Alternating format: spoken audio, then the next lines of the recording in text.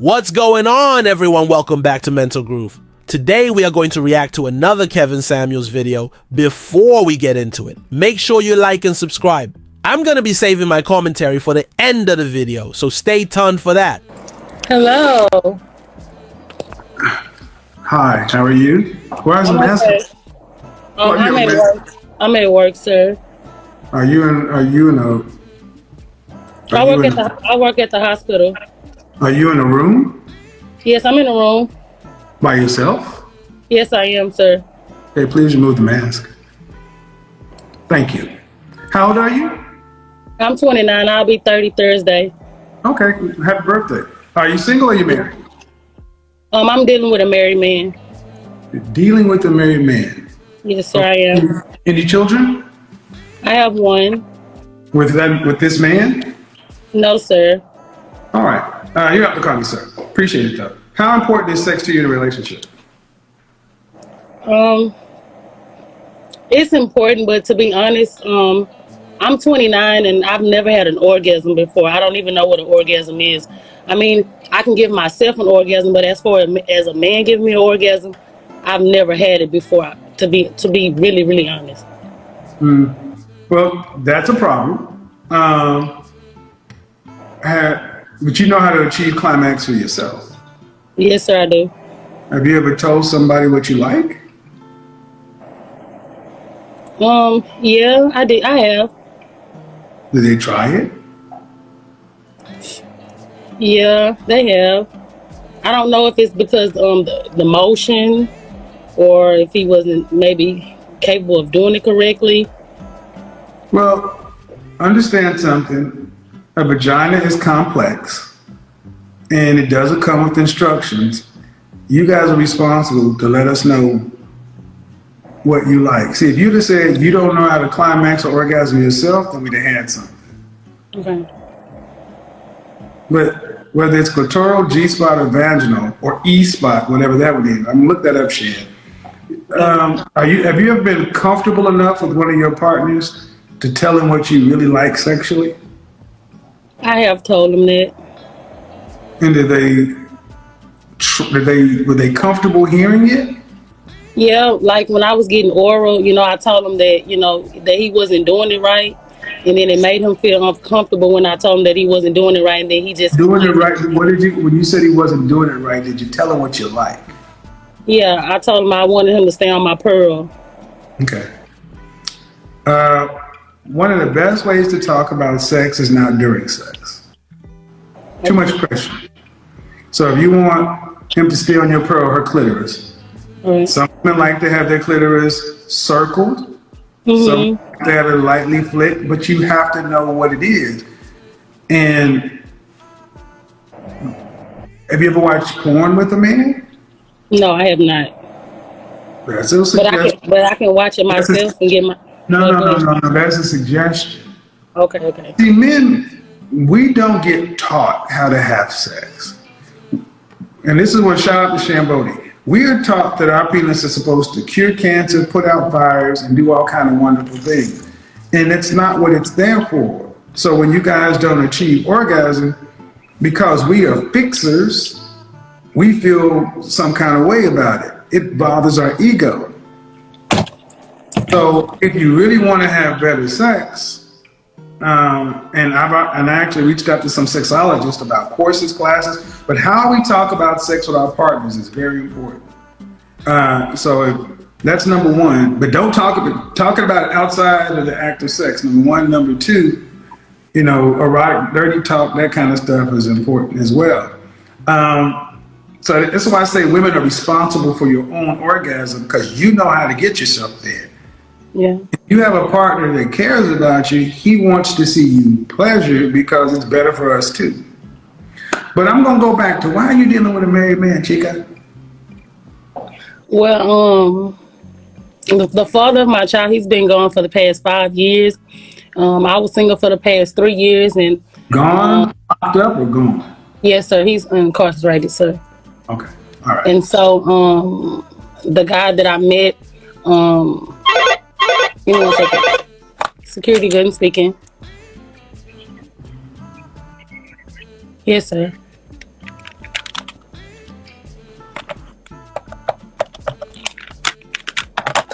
Okay, back to what you were saying.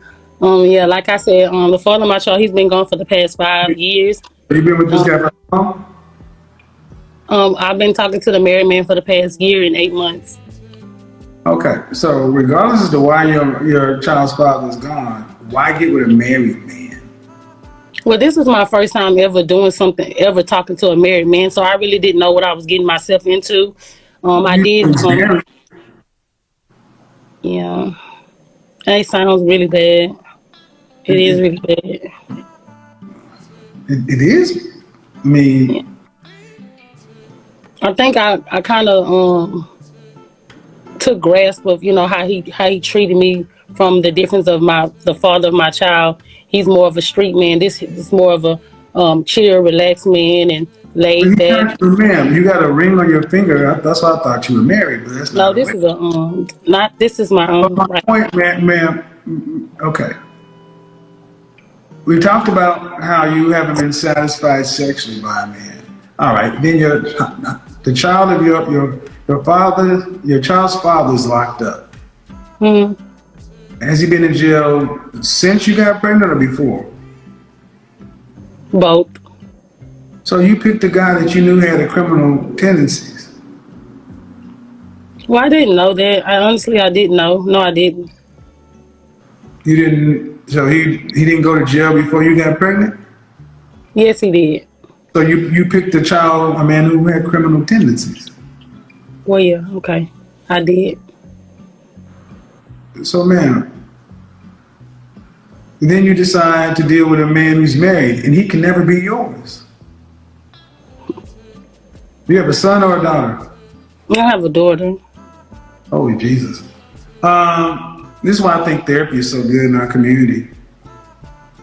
I'm gonna move this to the side because this may not be you, but women with healthy self-esteem don't date married men. Mm. Regardless as to where you got to, but does this woman know? Does his wife know y'all are seeing one another? Well, she called up to the job. I answered the phone. It wasn't her; it was her daughter. She asked if I knew of him. I said yes, I did. She asked if I did know that they were married. I said no, that's none of my business. She also stated that she asked me if he was with me. I said no. Women She die was, for this kind of stuff. sir. Women get killed behind this kind of stuff. Yeah, I know they do. What would happen to your daughter if something would happen to you? What would happen to my daughter if something happened to me? Her father's in jail, and if you,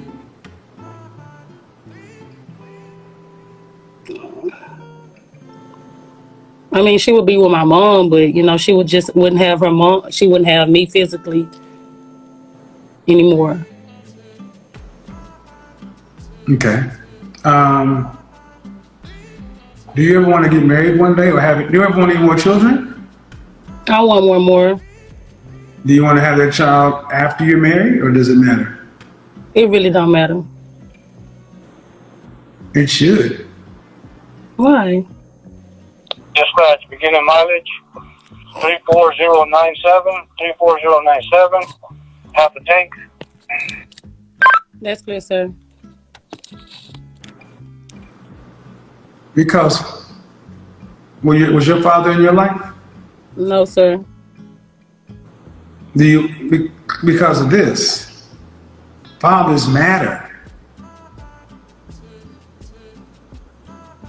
Do you think your Put on the intel headlight out. Do me a favor right there to your left by the printer. The little drawers. Can you see if the Pep Boys drop off envelope is there? That's clear, Brahma.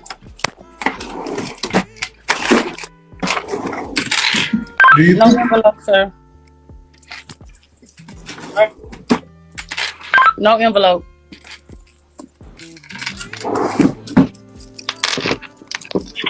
All right, sir. I'm back. you think your life would have been different if your mother and father would have been married and your mother and father planned to have you? Yeah, it would have been different. My mama raised 4 girls with no father. We had no father. So do men matter?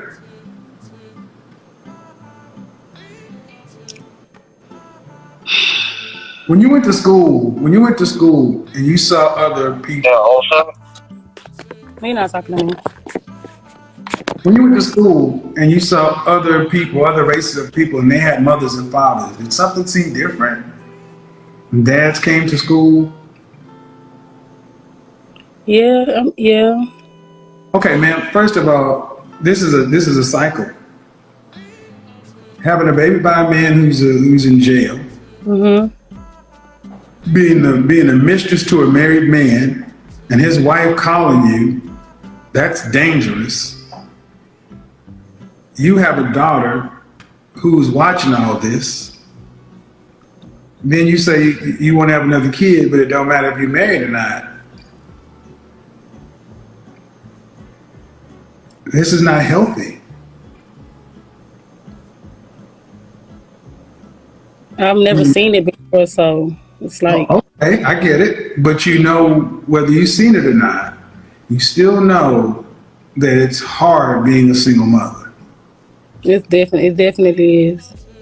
So why would you choose to have another child without marriage? And I think the answer is because you can't get a husband. I accept that.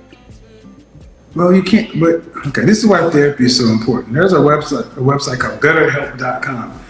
If your mom had 4 daughters and all by different men, Yes, sir. okay, hey man, things happen, but you got to address it because you have a child.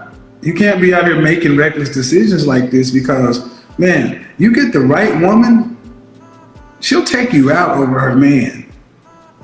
And children deserve a better chance than your mother gave you. Whether she loved you or not is irrelevant. But yeah, there are many things going on with this. We started off talking about how important is sex, but and it's no problem to admit you need some help because you don't want to be having more babies because, man, you can't afford these kids. 2 kids cost a lot of money. All right, I'm gonna let you go. Have a good one. You got a lot going on.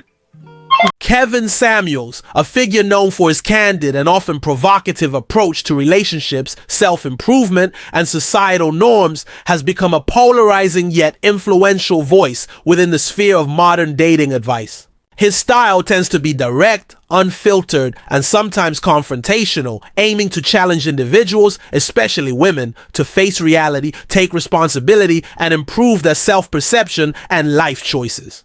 The fact that a woman of nearly 30 years shares her experience and seeks guidance or validation resonates with many who may feel isolated or misunderstood regarding their sexuality. My purpose here is to analyze and reflect on what such a conversation entails, both in terms of content and societal implications. I will explore themes of female sexuality, societal perceptions, accountability, and the role of open dialogue. My approach is to be respectful, insightful, and nuanced, recognizing the complexity of human sexuality and the importance of fostering understanding rather than judgment.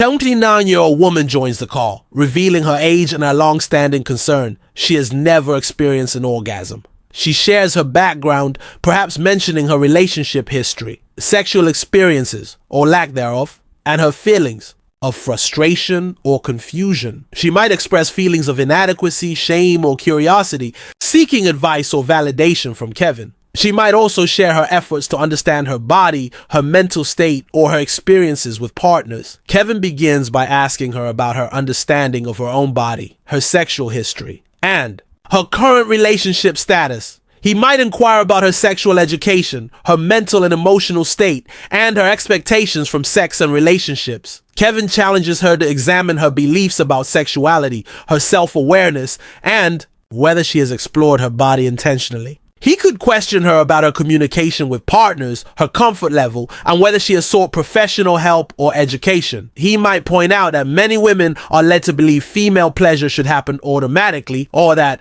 it's only about physical stimulation, ignoring emotional and mental factors. Kevin could explore possible reasons for her lack of orgasm: emotional blocks, lack of knowledge, cultural or societal stigmas, or past trauma. He might emphasize honesty and self-awareness as key to progress. Kevin might suggest she seek therapy, explore her sexuality independently, communicate openly with future partners, and prioritize her own pleasure without shame or guilt. He could also discuss the importance of understanding female anatomy and the need for patience and self-compassion. The woman might express relief, confusion, or vulnerability. Kevin might offer motivational words, emphasizing that her situation is fixable and that understanding her own body is a journey worth undertaking.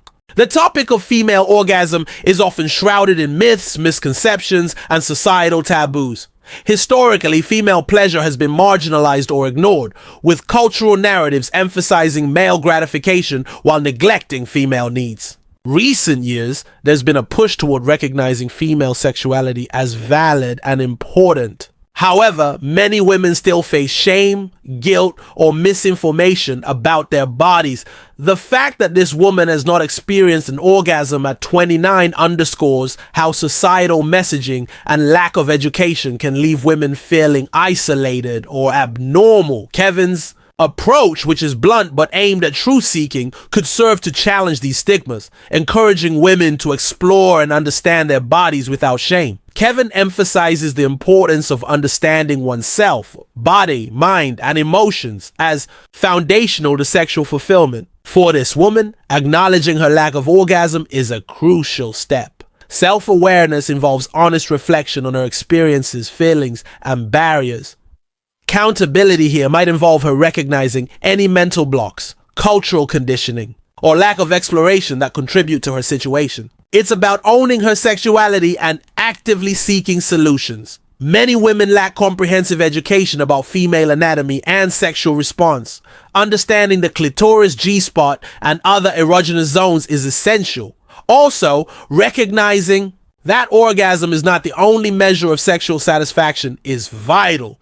The conversation could emphasize that pleasure is a journey, not a destination, and that embracing one's body with patience and curiosity is empowering.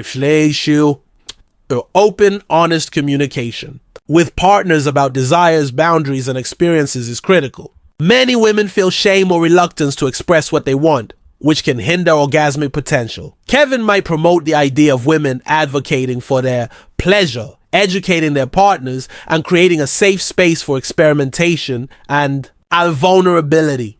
Cultural narratives often stigmatize female sexuality, associating it with shame or guilt. These stigmas can prevent women from exploring their bodies or seeking help. The conversation might highlight the need for societal change, increased education, and destigmatization of female pleasure. Kevin Samuel's blunt honesty can cut through societal denial and encourage women to confront uncomfortable truths about themselves. Promoting personal accountability can motivate women to take active steps in understanding and improving their sexual health.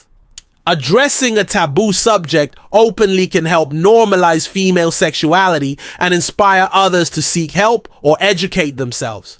Kevin's confrontational style might alienate or shame some women, especially on sensitive topics like sexuality. Some viewers might feel that the approach lacks compassion or understanding of complex issues like trauma or mental health. The discussion of female orgasm involves biological, emotional, and psychological factors. A single conversation cannot address all complexities. The woman may experience relief, shame, motivation, or defensiveness. It's essential that any conversation about sexuality encourages self-love, patience, and ongoing learning. Using shame as a motivator can be counterproductive if not balanced with compassion. Despite advances, many cultures still stigmatize female sexuality. Conversations like Kevin's can challenge these norms, promoting awareness and acceptance. Online platforms can spread both empowering messages and harmful myths. Promoting accurate information and respectful dialogue is crucial. Open discussions about female sexuality, especially in influential spaces, can dismantle shame and foster empowerment. Personally, I believe that understanding and embracing female sexuality is vital for individual well-being and gender equality. I appreciate Kevin's willingness to confront uncomfortable truths. We'd love to hear your thoughts and opinions, so be sure to leave a comment down below. And if you enjoyed the video, don't forget to like, subscribe, and turn on post notifications so you'll be notified whenever we upload more content like this. Thanks for watching, and we'll see you in the next video. Peace.